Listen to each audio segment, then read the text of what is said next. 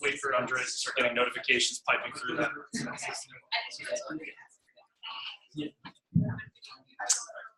All right, everybody be quiet. That was awesome. That actually was. Cool. So I'm very excited to introduce our keynote today for Drupal Camp PA Level Up. This is Dearie. Say it correctly? Yes, you did. Jessica Dearie. She works at the EPA. So if you have any problems with the EPA, you know who to go to. But no, so she's been instrumental in Drupal community and organizing Drupal camps. It's not actually a camp when you put the word con in it though. So she helps run and organize GovCon, which has anyone been to GovCon before? Good, some hands, yes. So GovCon had what, like 800 people this year? Almost closer to 9. Closer to 900 people this year. So like camps in larger context, this is usually much more what a camp looks like, and they're claiming they run a camp. So this is a legit camp. But she has been awesome in the community for quite a while, and really excited to hear what she has to say today. So thank you for coming, Jess. Thank you.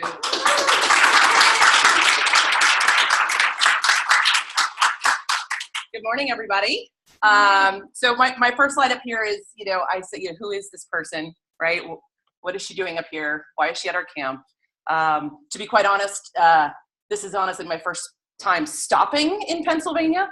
I just don't know didn't know that many people in Pennsylvania. And so most of my time was spent driving through. I've got a lot of family in New York. So, but I'm up here, I'm not, a maintainer. I don't contribute to core. I'm not a maintainer or co-maintainer of a module that a gazillion people use. You might see my name in the issue queue or maybe on some documentation, but I have found a different way to get involved in the community and contribute back. So let me tell you a little bit about who I am. I am going to try to get my slides to work. So I'm a wife and a mom. I have 4 kids, 2 boys, 2 girls, ages 16, 14, 12, and 8. Well, I also have 2 dogs, both girls, ages 10 and 4.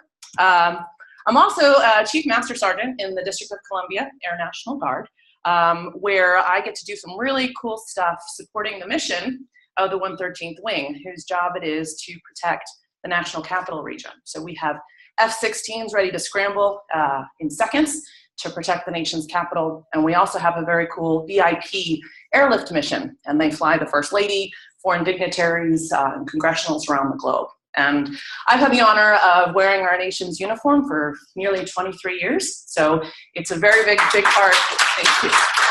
I don't say that for the, I always get a little weird when people say thank you, because it's just part of who I am. I joined when I was 19, and that's just part of who I am. As a matter of fact, yesterday, as I was packing up to come here, I got a call saying, can you go to Puerto Rico? They were looking for people to go to Puerto Rico to bring some communications capabilities, because I think, as many people know, there's literally no power on the entire island. So my unit ended up not being tasked to go. Some other states went, but that's just part of that dual citizen airman role that I play. And so it's very much a part of who I am. But I'm also a federal employee at the Environmental Protection Agency, where I manage an intranet that is built on Drupal. So it's a little different. Most people are working on public-facing Drupal, but I've managed to bring it internal. And so I'm also what I consider I'm a self-proclaimed evangelist of open source and Drupal within my agency, and have started to build communities internally and try to get people working on EPA intranet sites in Drupal to start working together a little bit more. So we're not essentially redoing work all the time. But I'm also a board member of Drupal for Gov. Drupal for Gov is a nonprofit organization whose primary goal is to make sure that all of the training, information, and resources available on open source, and particularly Drupal, since that's where most of us began, are available to our government counterparts. So things are a little bit different when you're in government and how you get access to information. And so we really try to make sure that we are keeping those special needs in mind as we serve the Drupal community. So Drupal for Gov, Brian mentioned it earlier, hosts the largest Drupal event east of the Mississippi, Drupal GovCon. We have the largest government audience in the nation and one of the largest nonprofit audiences in the nation. So it's pretty amazing. And I'm glad to see that so many of you guys are here that have actually been. But we also host quarterly half days. We're kicking off a webinar series. And we've also just recently gotten involved with the Drupal Global Training Days initiative in offering free training and trying to get connected with that program as well and getting our community there. So before I started at the EPA in late 2011, I had actually never used Drupal before. I knew about whitehouse.gov and what was going on there, but that was kind of it. I was coming from DoD, where everything was either built internally by the Air Force or on SharePoint. So that was my background, right? So how did I get from being what I call a Drupal noob to being a board member on Drupal for Gov, doing some of those things that I just talked about? So I put this picture up here. Some of you are laughing because you know who this person is. Her name is Kirsten, and she has this innate way of convincing you to do things you never even considered doing, and to make an impact in a way that you never even thought would matter. And so I say Kirsten is one of those people who finds you, meets you, pulls you in, and then never lets you go. So that's my joke, but that's kind of how I got in. You know, I will own the work that I do, because it's important and it's a lot. But, you know, it's really that community connection, finding that someone who really kind of pulls you in. I think that is a big part of why most of us are here today, and other places as we do our work. So I struggled a little bit about what I should talk about here when I was first asked to Keynote, because I thought, well, you know, this is a Drupal camp. People want to talk about technical stuff. They want to talk about the future of Drupal and where things are going. And while I do work in Drupal, you know, I claim site builder as the term that I most identify with. The tech side of Drupal is not really where I've made the largest contribution. So what am I going to talk about? But then I realized that Drupal events have played a key part in every Drupal project that I have ever done. And that that is really, for me, where I have found a way to contribute back. And so what I wanted to talk about a little bit are events like what you see here, and what it takes to make this kind of stuff happen, and what it takes to make community happen, and the role that we kind of all play in that. So there's probably more times than I can count where someone that I've met through the Drupal community has helped me figure out something, whether it was a conversation in the hallway, a session I attended, you know, learning about a new contrib module, because honestly, there are so many out there, it's impossible to know what all of them can do, but likely someone has figured out at least some, and they will share that with you. So, you know, I'll talk a little bit about my first Drupal project. There we go. You know, I'd say that the connections that we make at Drupal events are really invaluable, you know.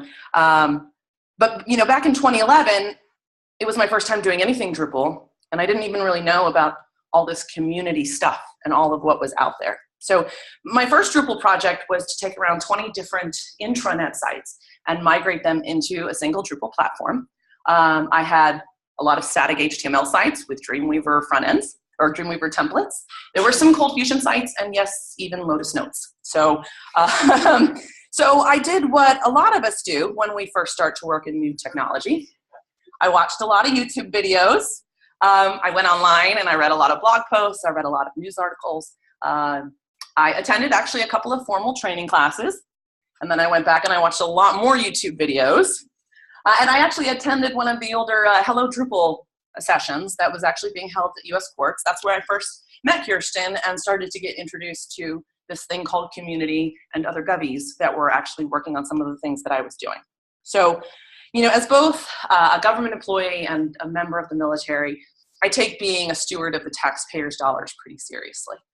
It's our money, and we need to be good stewards of that. And so as I was doing my work, I thought, I cannot be the only person doing this. My stuff is not that different. I'm content pages and events and blog posts. Why are we not all doing this together? Right? And why are we not working together and standardizing what we're doing? Why are we just building the same thing over and over again, right? There has to be a better way, right? We should be sharing and learning from one another. And honestly, while Govies do have some unique requirements, we're people too. We're people just like you who work in academia, who work for nonprofits or in the commercial industry. We just might have some different ways of having to go about how we do some of those things. And so I was talked into presenting a case study session on my Drupal project at one of the first Drupal government days, which was the predecessor to what is now Drupal GovCon. It was held at Commerce. It was less than 100 people, I think. Or was it more? It was over 300? See, that's how new I was. I didn't even realize. I probably wouldn't have agreed had I realized how large it was. But I left the comfort of my laptop and my little cubicle, and I got out there and I started connecting with people who had already done all of the stuff that I was trying to figure out how to do. So you hear it a lot, but I came for the code, but I stayed for the community. And people that work in Drupal aren't just genuinely nice. And honestly, I don't think I've met anybody that I didn't like. But we're smart and talented and innovative. And we're willing to help other people, in that I want to spare you the hours that I spent scouring the internet, watching the 5 different YouTube videos that didn't quite tell me exactly what I was trying to do. And if I can spare you that time, I want to. And that is really the strength of this community, is that we're out here and willing to help one another in that way. But this kind of community, this one that is so open and giving, was a little hard to believe in at first, because we government folks tend to be in our bubble a little bit. We're often teams of 1 or 2 people, and someone is always trying to sell us something. So the idea that there's this entire community out there that's willing to help you, train you, even work alongside you, and doesn't require anything in return, that was kind of hard to believe in at first. But that is exactly what this community is. And those are the things that we in this community do for one another. So I realized how much I had leaned on the community to get my own first Drupal project done. And so I realized that I needed to figure out a way to give back. I wasn't quite confident in my Drupal expertise at the time, to really do much more than a case study or kind of talk about what I had done. But I also was able to recognize that that critical role that Drupal events had played in my ability to be successful. And I knew that I needed more Drupal events if I was going to continue to grow in my Drupal skills. That yes, I could make connections through email or Twitter, but really the time spent at the actual events was really critical. Drupal would not be where it is today. Your Drupal projects would not be where they are today were it not for this community. So I have found a way where I do less with code, but I do a lot with community. And I realized I wasn't the only person who was dependent on some of these Drupal events to grow their skills. And that I thought, well, I think this is where I can make a difference.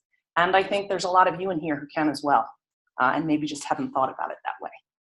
So, and while I mentioned, that Drupal for Gov has a focus on making sure that all of this community stuff is available to Govies, we are also just regular people who need that same technical skill set that you guys do. It's just harder for us to get access to that help sometimes. And I know people who have purposely chosen not to go to DrupalCon simply because the paperwork to get the permission to go is so cumbersome that they just don't have time to figure it out, let alone do it. So those are some of the things that we struggle with. So in my role with Drupal for Gov, part of what I do is, yes, I ensure that we're always trying to keep the special needs of our Govies in mind, but that we're also continuing to provide interesting and innovative events for the larger DC Drupal community. So you don't always have to just lock yourself into the bubble. So I have a Govy focus, but we also serve the greater DC Drupal community earlier. So, I mentioned Drupal GovCon earlier because I think that that's what we're, in Drupal for Gov, we're most known for and what I have the closest connection to. These events are important. This is where we all learn. This is where we connect. But I wanted to talk to you a little bit about just some of the things that, Drupal for Gov through DrupalCon has been able to provide, to the community as a way to help people understand and realize the importance of these types of events. So Drupal GovCon has been able to provide keynotes from some industry leaders like Zach Rosen of Pantheon, Jason Peltzer from the Canadian Ministry of Defense, Laura Bell from SafeStack, who traveled all the way from New Zealand and has given keynotes at large conferences like Velocity. And we even had, we were able to have two fellow Drupalers meet their self-proclaimed idol, Angie Byron, when she keynoted for us in 2016. Events are able to do things like training. GovCon is able to provide both full and half-day training. The type of training you'd be paying hundreds, if not thousands for. And thanks to our very generous sponsors, they're able to offer those to our attendees for free. There are at least 3 people I know who've gotten new jobs simply through connections they've made at Drupal events. And I haven't even begun to talk about the sessions, the BOFs, and then access simply to all of the sponsors and these amazing companies that really do great work in technology, getting access to them. Those are types of things that you can have at a Drupal event. But Drupal events are not just a place to receive. Giving back is just as important. And so I wanted to share just a few small things that the Drupal community has been able to give back while being at a Drupal event, in this case, mostly Drupal GovCon. But through code sprints, in 2016, the 3,000th contribution to Drupal 8 was made at GovCon. We were also able to get 2 more people to become contributors to Drupal 8 who had never done that before. And then just simply countless larger work and knocking out issue queues and working on documentation, but just taking the time to work in those sprint rooms. There's been the mentoring area, people willing to sit down and spend an hour or 2 to walk some of our folks through how they were able to accomplish something. I've received direct feedback that, hey, thanks to that guy that was sitting there, I'd been working on this for weeks, and he showed me in 30 minutes what I had been missing. And so by giving back as a mentor, we are serving our community in that regard as well. We've also been able to do some documentation and contributing to some distributions. When we were first getting started with GovCon, COD was the distribution that we were going to use for our site. And at that time, several years ago, there were some things that weren't working quite the way we wanted them to or expected them to. But instead of just complaining and moving on to something else, we found the sprint table at DrupalCon for the people working on COD, and we sat down with them and said, this is what's not working. What can we do to help? And by the way, your documentation doesn't follow the screens, which we understand because nobody wants to write documentation. So let us help you with that. And so I like to think that that is another way that there's been some significant contribution back to the community through the needing a product like COD and being able to contribute back in that sense. But I want to talk about a little bit about what it takes to make all of that happen. Because there's a lot that goes on that I think that when you are an attendee, you don't really realize. So first off, someone has to set some goals, right? You want to have a camp. Why? What are you trying to accomplish? How do you measure if your camp or con was a success, right? There's some thought process into that. What makes it successful? Budget, right? The stuff doesn't happen without some money, and somebody's got to figure out how much it's going to cost and where the money's going to come from and what you're going to be able to make happen, what's reasonable. Marketing and sales. So somebody, and in our case, not government people, we can't actually talk to sponsors and solicit them for ethical reasons, but someone has to talk to the sponsors and explain to them why this event is important and how the return on investment will be worth it. And so you need people who are comfortable in that role, being out there and doing it. And then and you need someone who's willing to take the time to tell everybody else about the event and why they should be there. All of the marketing that goes into letting people know that there's an event, what's available at the event, why they should come, how they register, how they get here, all of that takes time and effort, and there's somebody responsible for doing that. The logistics of the actual everything that happens day of is a bear. And so I imagine it can be just as difficult whether you have 50 people or 500 people as you determine where is my space, how many people can it hold, where will people have sessions, do we have space for a mentoring area, are we going to have materials, how do people check in when they get here, are we printing badges? There's a lot that goes in to just on-site activities that really kind of pop up day of. And if you don't take the time to really plan for those things and think them through and walk the dog, as they say, things, it shows. And then the session review and selection, right? That's a big part of it too. What sessions are you going to accept and why? How are you going to build your schedule? Who gets to decide what you accept? And then on top of that, the actual scheduling part, as you try to get everything in so that you don't have all of the same types of talks at the same time, working with individual speaker schedules, and I can come on Monday, but I can't come on Tuesday, and it has to be in the morning, and trying to balance all of that and still be able to provide really good, solid content. It takes some time, and people have to be really reading through the sessions and understanding what's being asked for, and being able to take those and review them and link them back to the goals that you've set for your conference. Now, I personally have participated in every single one of these tasks, except for the sponsor part, because I'm not allowed to do that. But I will tell you, they are not glamorous. These are not the glamorous tasks of putting on an event. I've wrangled a web team where we set out to build a conference site, but no one ever bothered to talk about the requirements of what that site was going to contain. We're going to have a conference, so yeah, we need a website. Oh, well, what fields are we going to collect on registration? Are we doing t-shirts this year? If we do, we should probably have people check what size they need. Those types of things. I've spent hours the night before the conference organizing badges or folding programs, trying to get things ready for people the next morning.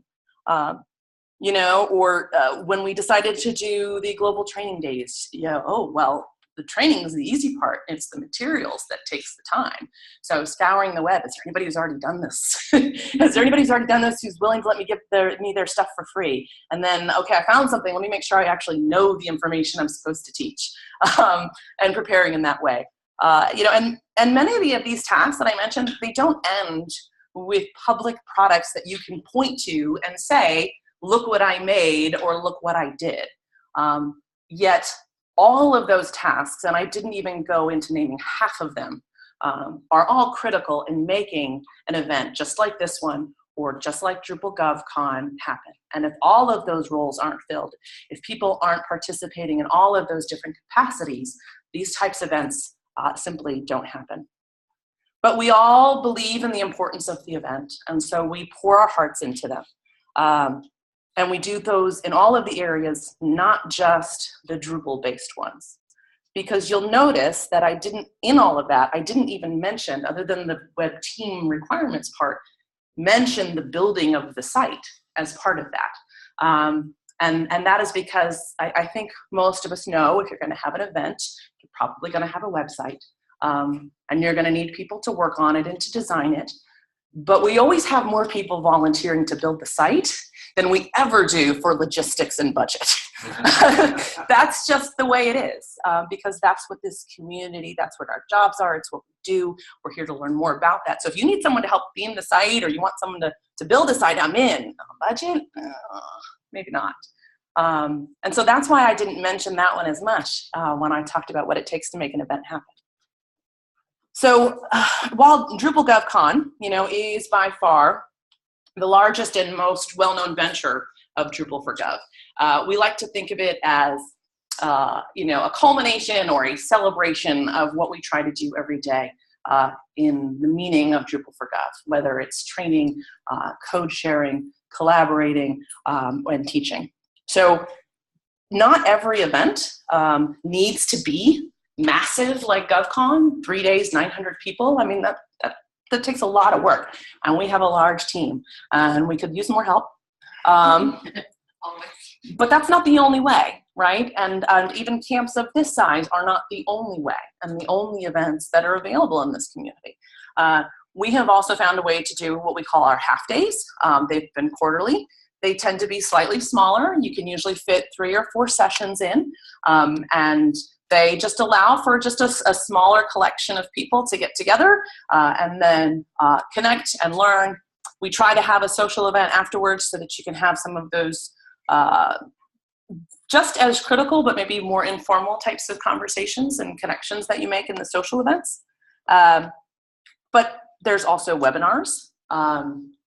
In our case, as we serve Govies, while certainly the majority of them are in the district, we also serve or attempt to serve the local and state folks as well, not to mention international. And so not everybody is in DC.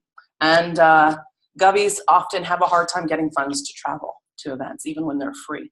So if you are able to reach your fellow folks remotely through things like webinars, sessions that maybe were super popular, an event or something that you heard, or you know something that someone is working on, that's another way. It's another type of event that you can offer to give back to the community and connect people. I mentioned in the beginning the Drupal Global Training Days. That is an initiative that the Drupal community is really trying to reinvest in again as a way to educate new users of Drupal and bring beginners in and help them feel more comfortable and more confident in Drupal. We all know, those of us who've been in Drupal for a while, that the learning curve can be a little steep. And so getting folks at the beginning and helping them understand the product and all of what it can do is a really important part of being able to give back to the Drupal community. So they set, I think it's 4 days throughout the year, and it is a global initiative where you have, whether it's local user groups or you have companies who offer training on that day, and most of the time they're free. So they're 2 days, it's usually a Friday, Saturday, and it's just an opportunity to provide training, and it gets posted and advertised, and you just, so that it's a global effort of everybody pulling those things together.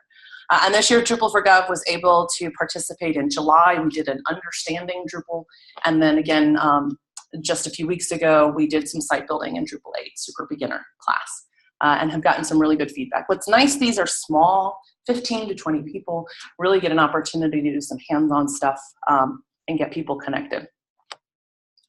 There are sprints. You know, I mentioned though, the ones happened at GovCon, but they don't all happen at camps or conferences. There's no reason why you can't coordinate a sprint to work on something that matters to you.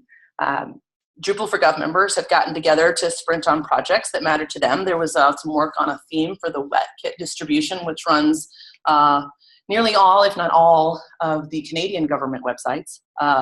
We did some Selenium tests. And then there was even the first government-sponsored module. It's now called Digital Gov Search, what used to be USA Search. So that was just people getting together to sprint on something. So sprints are events like other things. They just tend to be more targeted in what you're trying to accomplish. And meetups, right? So meetups are also great ways to stay connected to the community. They are often offered monthly. They're usually locally based. But someone is still organizing those. Someone is still talking. Someone is still scheduling. Someone is still putting those things together.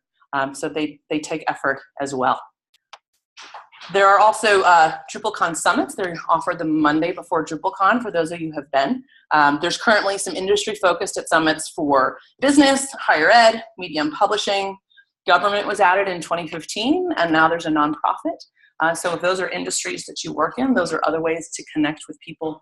But those are also put on by volunteers. So those are, whether it's, even if you are not participating in the organization of a summit, there are still people needed to help lead table topics, potentially, you know, speak on panels, as well as just kind of make that whole event happen. So that it's not always the same two people just talking about the same things all the time. And something that Drupal for Gov is just starting, what we call our ambassador program. It's where we are attempting to fund members of our community to go and attend other local camps. So whether it's to submit a session and speak, but also to see if there are other government folks attending some of these other camps, to say, are there government-focused needs that could be met, at this level? Let's see if we can work with the camp organizers to consider getting some Gov-focused sessions in there. Do you even know what a Gov-focused session looks like and why it's different? Because, yeah, we're working on Drupal projects in the same way. A lot of the times it's not the information itself, but kind of how it's presented to us and how we work differently. So as well as just connecting with other camp organizers, understanding how their camps are run, how you guys do things, how we do things, so that we can continue to learn from one another. So I'm here because I want to encourage each of you to find a new way to get involved in your local Drupal community. I'm sure there's somebody out here today that has probably thought of something or has an idea for something that hasn't been done yet, and we just need you to say it out loud. So get outside your comfort zone.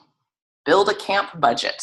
Talk to sponsors if you're not a Govie. Offer to teach a class or host a webinar. There's even work for people that like project management. And honestly, there's work there for project management even if you don't like to do it, but it still needs to be done. So not only does planning and participating in Drupal events give you the opportunity to give back to the larger community, but I do like to say you can do it for more selfish reasons where you are building on your own skill set. You get the opportunity to try something. If you did want to get in project management, if you are one of those people, I am not, but if that was something that interested you, you can say, hey, let me give this a try.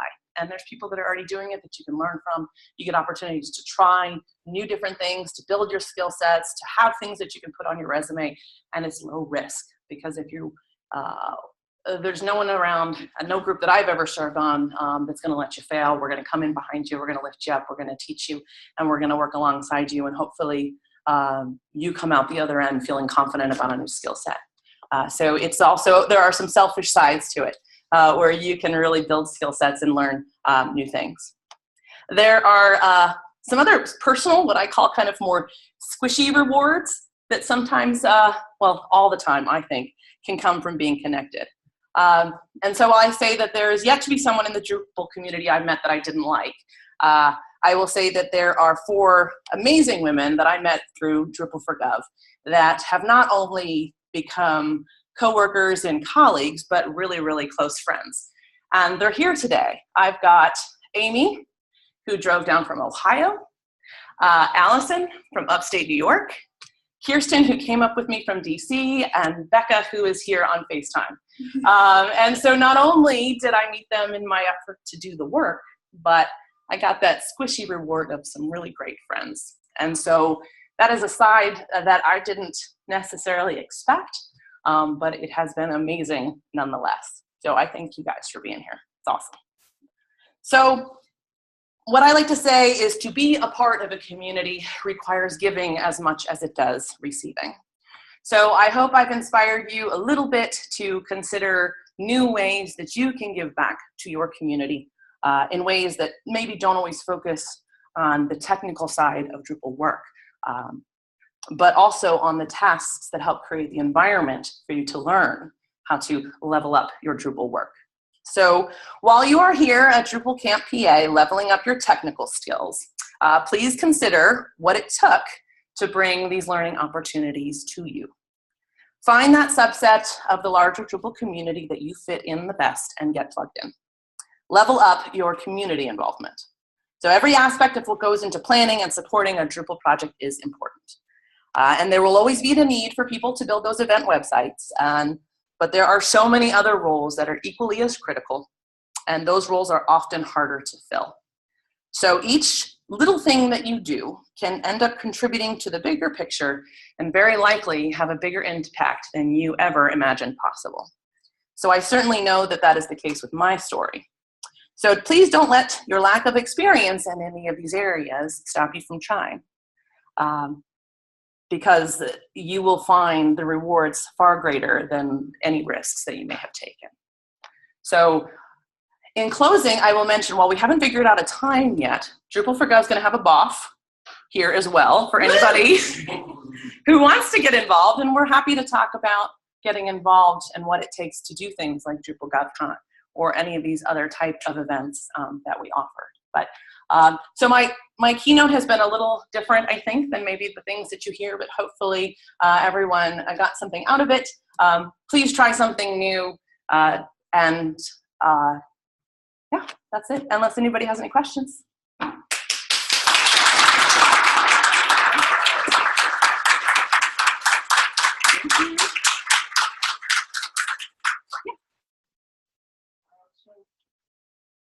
Question is, with the recent news of DrupalCon Europe, the last DrupalCon Europe officially in its current form, there's been a lot of talk and ideas about how we can make DrupalCon Europe kind of viable for events in Europe, viable for the European community, such as like breaking up the sprints, dev days, breaking out the business summits and training, separate kind of events.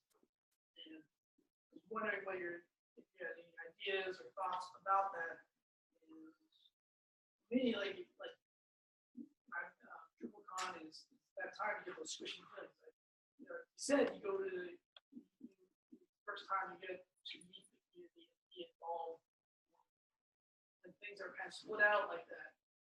I feel like I'm missing out. Mm-hmm. So to me, it's really sad that that's occurred. But anyway, I was wondering, Daryl, if you have thoughts or ideas about that situation. Yeah, sure. So, I mean, I think a lot of this is so much of everything, even the cons, are volunteer run, right? And it really takes involvement from the local communities to make this stuff happen. And so if they're not going to be able to do the big Drupal Association-based con, that doesn't mean that the local community can't try to step up and fill the void of what was being involved. And you may have to break it up a little to make that happen. Because to get something of the size of a DrupalCon would be a lot for any organization to take on. You know, I do think also there's some pressure for camps and local events to get bigger and bigger and bigger. I'm not so sure that's always the right idea. For Drupal GovCon, we were growing and we were growing to the point where we were probably going to outgrow our space, and we had to start thinking about, we actually met as a group and said, what do we want to be? You know, we decided that we didn't want to grow any larger, that we wanted to cap and I mean, 800 is still a pretty big number. So it's still a large event. And we still always go over. And so we're balancing how to manage that. But I think that you can still have some really great connections at a smaller level. To me, what would be a real tragedy is if the whole thing just went away. If DrupalCon Europe went away and there wasn't local sprints, summits, etc., to fill the void. I think also sometimes in smaller geographical regions, people tend to depend on those bigger events more and use that as not an excuse, but a way to kind of step away from doing things at a smaller level. So, okay, thank you, everybody.